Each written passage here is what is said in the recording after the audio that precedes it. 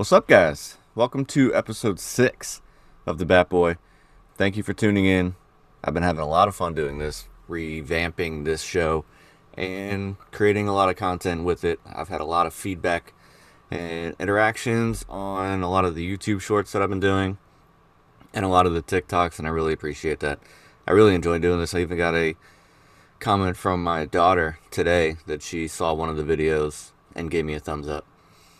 So I did appreciate that. I don't think she gathered any information. I don't think she cares, but she thought it was cool to see me on there. So I do want to appreciate everybody for the interactions and the feedback and all of that good fun. This is going to be a different episode than what most have been. There hasn't been a whole lot of activity this week, although there was a signing just a couple hours ago. I'm recording this on Saturday night. So there was a signing, a pretty big signing tonight. Before that happened, my plan was to talk a little bit about Jose Ramirez and Jacob Wilson signing extensions. I know Ramirez was kind of a while ago, but I never really got a chance to talk about that because of the major free agent signings and trades of recent weeks. So I wanted to talk about that a little bit. But beyond that, I was going to go through the list of kind of the premier remaining free agents and give not necessarily my prediction of where they're going to sign, but where I would like for them to sign, where I think is the best fit. And right before I was getting ready to put the show notes together, Luis Arraez signs with San Francisco. So that knocked out one of 4 that I had listed, so I'll get to the other 3 later. But we will talk about Arraez later. First, I want to go into Jose Ramirez. It's more of a appreciation chat rather than anything else. He signs a 7-year, $175 million extension, which is probably going to bring him to the end of his career. He's, I think, like 32 years old. That's going to bring him to the end of his career. He's going to be probably one of the greatest players in Cleveland baseball history. Call him the Indians, call him the Guardians, whatever you want to call him. He's going to be one of the greatest players to ever play for that team, ever play for that city. And went about it the right way. I know he's having a little frustration with World Baseball Classic right now with, I guess, the group chat that they're having. He doesn't feel like he's getting the respect that he deserves, which is how his career has been. He hasn't gotten the respect that he deserves. He's probably the most underrated player in the sport. One of the most underrated players in any sports that I've experienced. He's had 6 top 5 MVP finishes since 2017. Back-to-back years of 30-30, 7 straight 2020 seasons, which doesn't count the 2020 season where they only played 60 games. But he still managed to hit 17 home runs and steal 10. So still went 10-10 in the third of the games. Perennially among the league leaders in strikeout percentage. OPS plus is 125 plus in 8 of the last 9 years. He's played in 152 games in 8 of the last 9 years. He's there. He's dominant. He's not the best third baseman defensively, but he's very good. He can handle his own. He's played third base for a decade now. He's one of the best players in the sport, and I don't think he gets talked about enough. So I wanted to chat about that a little bit. He's so good. And good on Cleveland for ponying up and giving him some money. I know Cleveland's had a history of not being able to keep their players. Keep him in Cleveland and let him retire with dignity. Build him a statue. Do what you got to do. Unfortunately, he's most likely not going to end with a ring. Doesn't seem like it. He came very close. But it doesn't seem like he's going to get one. But you don't necessarily need one. Mike Trout's not going to get one. And he's, I would say, one of the 3 or 4 best players I've ever seen in my lifetime. Jacob Wilson, on the other end of his career, plays 1 season and signs a 7-year, $70 million extension with the A's. That's a great deal for the A's. I think it's also a great deal for Wilson. I don't know. Probably could have got more if you ride out your arbitration years and become an unrestricted free agent. But in reality, it's only going to add 2 years to his arbitration life. Generally, you get 6 years from the start of your MLB service time, and then you become an unrestricted free agent. He's basically going to go 8 years. Now, at the end of the day, get your money now. You never know what's going to happen. You have no idea what's going to happen. And this has been kind of a trend lately. I've seen a lot of this over the last 5-6 years where we never really saw this before that. Ronald Acuna did it. Roman Anthony, Samuel Basallo, catcher for the Orioles, has barely played at all. I don't think he's even played. Jackson Chourio was another one. Wander Franco for the Rays signed an 11-year deal when he was a rookie. I think it was actually before he actually played. Though, however, and I'll put an asterisk on this one, knowing what we know about Wander Franco and his affinity for, how do I say this, PC, underage cohabitants, may have led to his desire to get a guaranteed contract in his hand as quickly as possible. Though that trial is undergoing, and they have since stopped paying. I don't think it's voided yet, because I don't think he's actually been convicted yet. This is all alleged, but anyway, I think he may have had some underlying reasons why he wanted to get that deal done. But nevertheless, it's becoming more frequent, and Jacob Wilson is just the latest to do that. He had a great rookie year. Outside of his teammate, first baseman Nick Kurtz, he was the best rookie in the sport. 311, 13 home runs, 63 RBIs, 39 strikeouts. 39 strikeouts in 150 games for a rookie is incredible. He's already showing himself to be, he was in the 100th percentile in strikeout percentage. The only person better than him in strikeout percentage in 2025 was the person we're going to be talking about next. And he's a 10-year vet, batting title guy. So it's impressive. 39 strikeouts in your rookie season is impressive. And 121 OPS plus, which I know I've said many times, OPS plus and ERA plus are my favorite stats. Second in the rookie year, like I said, it also shores up that infield with Nick Kurtz and Jacob Wilson. You got the two best rookies. You got the two best second-year infielders, if you want to put it that way, along with Jeff McNeil that they just signed to play second, and you got Max Muncy, the other Max Muncy, who's also a pretty good player in his own right. Not to the level of Wilson or Kurtz, but he's a solid third baseman. That gives them a pretty good infield to build around. McNeil's obviously aging out a little bit, but he's still very solid. They got a pretty good team brewing over there. I liked them a little bit last year. They disappointed me a bit. I'm in the same boat this year. We'll see what happens. Luis Arias signs with the San Francisco Giants. 1 year, $12 million. Supposedly, he had multiple year offers from other teams. However, they wanted him to play first base. He did not want to play first base. He wanted to go back to playing second base, which was his original position, which is a position that he's not very good at.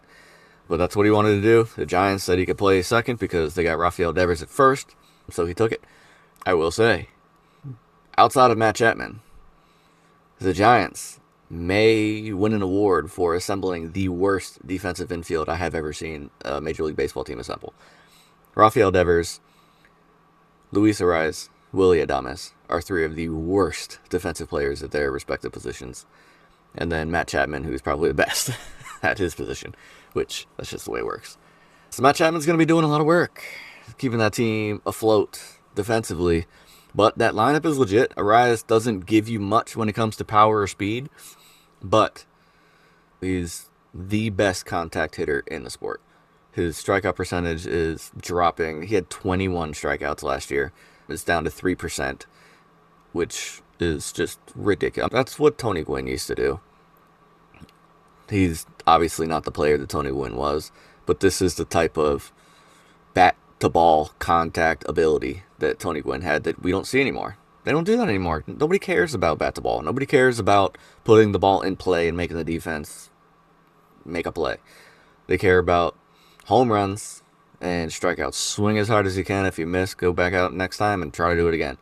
If you hit 230 and you hit 50 home runs, you're going to get $400 million. If you hit 320 and you win 3 straight batting titles between 2022 and 2024, you're going to sign a 1-year, $12 million deal on a fringe playoff team. That's just the way it works. He's excellent at what he's good at, and he's atrocious at what he's not good at. So you're going to get opposite ends of the spectrum.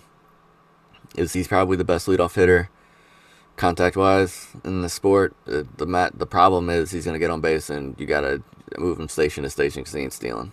He's not going to provide you any power, which you don't necessarily need power out of your second baseman.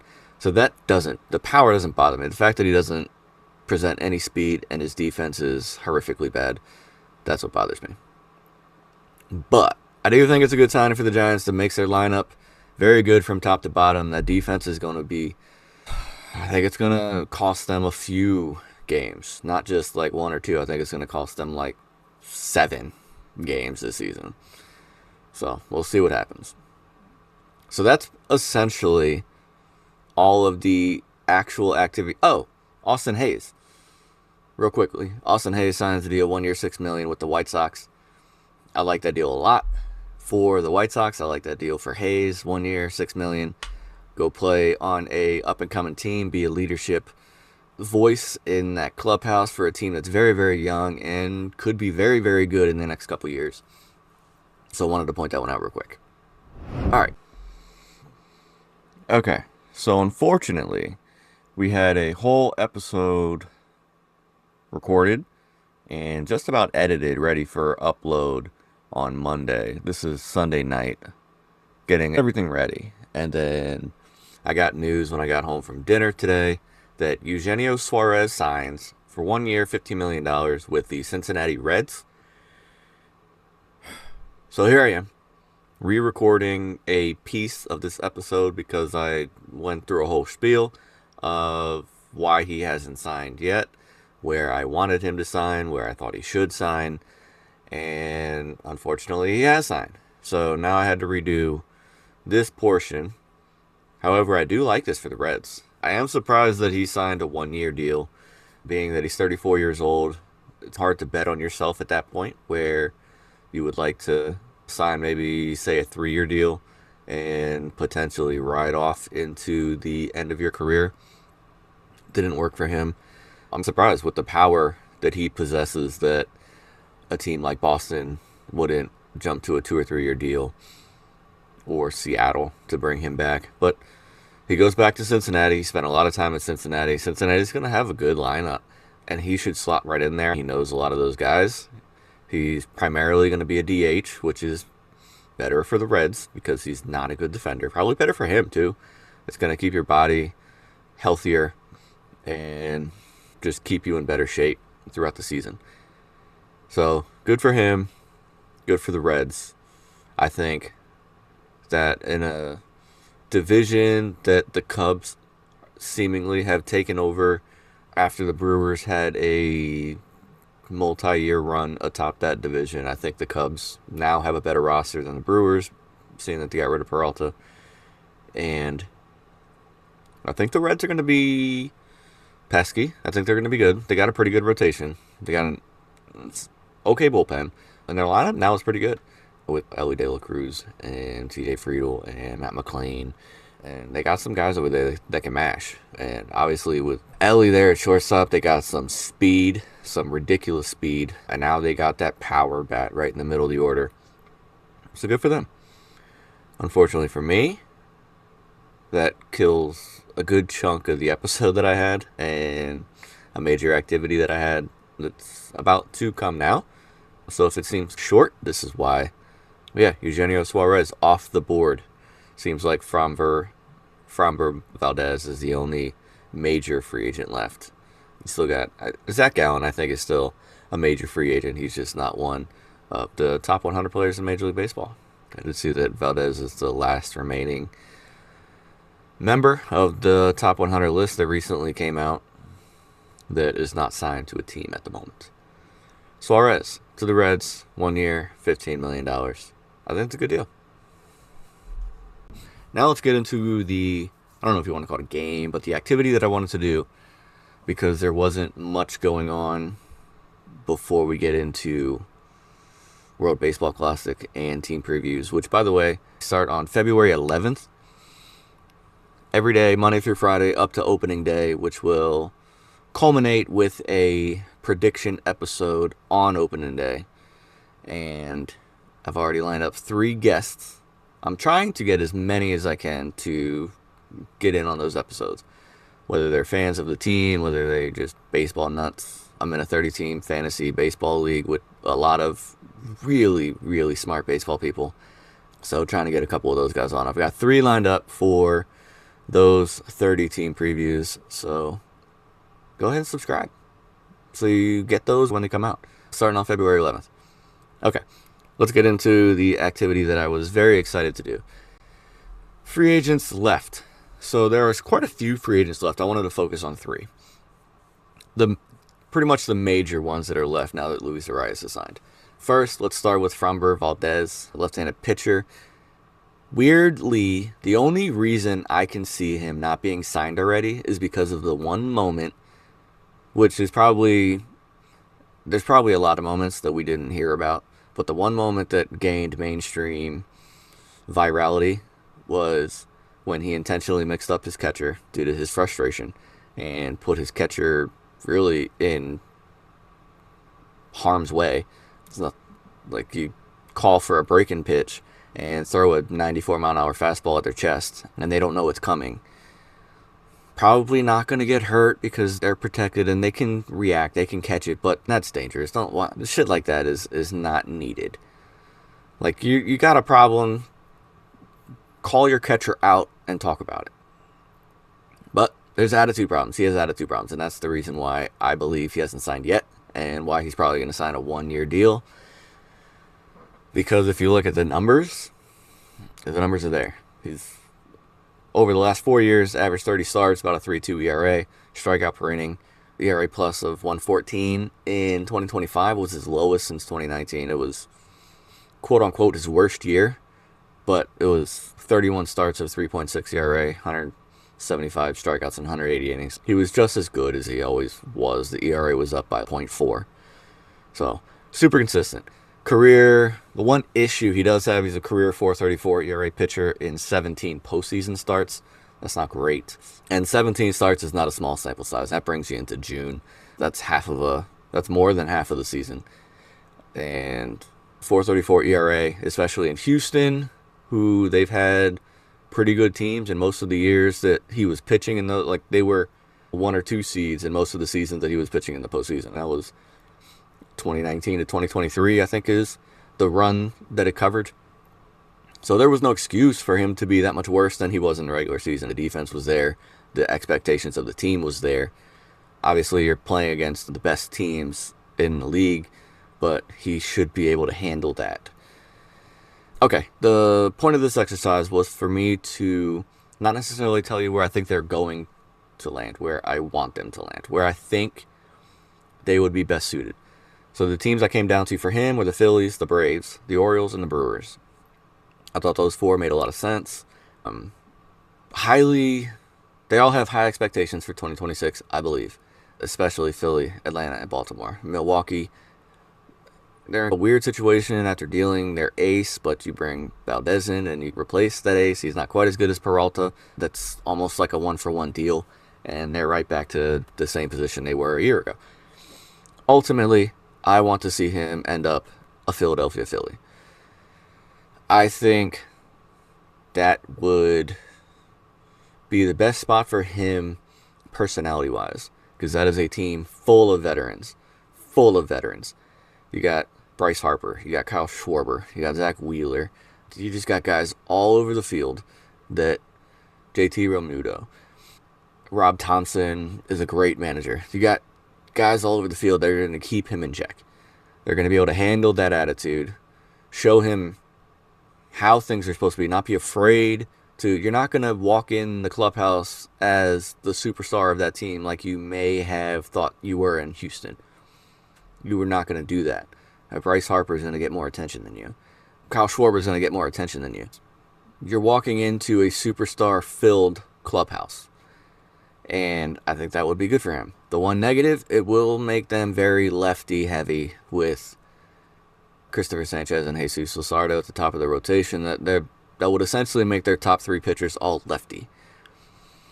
Personally, I don't think that matters. Give me the best pitchers available. We'll figure out how to match them up later. You don't have to put them 1, 2, 3 if you don't want to. They're still going to get their 32 starts. You could put them 1, 3, 5, put them 1, 2, 4. You can do whatever you want. Like, you don't have to have them 1, 2, 3. And also, to me, it doesn't matter. If you told me that my 3 pitchers were going to be Christopher Sanchez, Garrett Crochet, and Tarek Skubal. They're all lefties. You think I'd care? No. They're three best lefties in the sport, probably. Definitely Crochet and Skubal. So you could give me 5 lefties. If they're the 5 best lefties out there, then I don't care. So I don't think that's that big of a deal. I think that's just, for him personally, personality-wise, and that team, I think that's the best fit for him. Last but not least, Zach Gallen. This one was also a little bit more difficult because generally in contract years for people of this caliber, they show out. Zach Gallen did not. His contract year was by far the worst season of his career. 4.83 ERA. He did make 33 starts in 192 innings. He played a full season, but it was the first time his strikeouts were under the strikeout per inning. He had 175 and 192, which, is what it is. 89 ERA plus, worst of his career. The only other year it was below 100 was in 2021, where it was 98. So essentially his worst year before this was average. And it's consistently been about 150 in most of his other seasons. He had a couple that were like 128, 131, but most of the time it was 156, 158, 155, 156. He's been 50% better than the average pitcher most seasons in his career, and this was just not that year. Like I said, 8.2 strikeouts per 9, lowest career by over a full strikeout. It had been steadily dropping each year by about like 0.3, 0.4 per 9. What this one was, 2024 was 9.4 strikeouts per 9, and then 2025, 8.2. That's a big drop. And set career highs in home run per 9 innings, hits per 9 innings, on and on. It was just, like I said, the worst year of his career, and by a pretty good sized margin. The pitches just, and before I get into that, I tried to find what was different. Like, he was healthy. There was no health concerns. Why was he so bad? And then there's on Baseball Savant, there is a stat called pitching run value, which measures how many runs are saved or given up compared to the league average based on pitch type and overall pitching. So from 2023 to 2025, the numbers are drastic. 2023, our pitching run value, which essentially is just pitching in general. His average run saved was 27, which was 98th percentile, one of the best in Major League Baseball. 2025, it was -5, 24th percentile. Bad. Fastball, so now you can break it down pitch by pitch. Fastball was 98th percentile in 2023, 31st percentile in 2025. Breaking pitches, which would be your sliders, your curveballs. Breaking pitches, 2023, 67th percentile, 2025, 7th percentile, which is usually your strikeout pitch, I would say, for most people. You get ahead in the count, throw your breaking pitches. That's usually what people rely on to strike people out, and obviously that wasn't working, which proves the strikeout per 9 decrease from each year leading up to this very poor year. Off-speed pitches, 93rd percentile in 2023, 86th percentile in 2025, which would be your changeup, really. Which, that one wasn't bad. All the other pitches were awful. So, cost him quite a bit of money. Ultimately, my choices came down to the Brewers and the Giants for Zach Gallen. Ultimately, I chose San Francisco. I would love to see him join the Giants. I think getting to pitch alongside Logan Webb and Robbie Ray will be good for him. 2 veteran presences that I think would be good to get him back on track, reset his. I'm sure he's not feeling great after that year. I know he's reeling after losing quite a bit of money. Go there. Be the number 3. Get to experience some legit veteran leadership and kind of reset. Sign a 1-year deal if you got to. Go try it again. Go show that last year was a fluke. Go out there and pitch, take the Giants to the playoffs, and see what happens. You could join Tyler Mahle as recently signed free agents there, and the additions of Mahle and potentially Gallen would be very good for that rotation. That would give them a really good top 4. Along with the additions of Arias and Harrison Bader, On the offense, I think putting Gallen on that team will turn them into a legit wild card contender. You're not beating the Dodgers. You're just not. You're not. But that's going to put them right up there with San Diego for me. And it might even put them ahead of San Diego for me because of their pitching. I think their pitching would be better.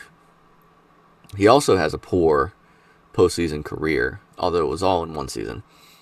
In 6 starts in 2023, he had a 4.54 ERA. That was the year that they went to the World Series, ultimately losing to Texas.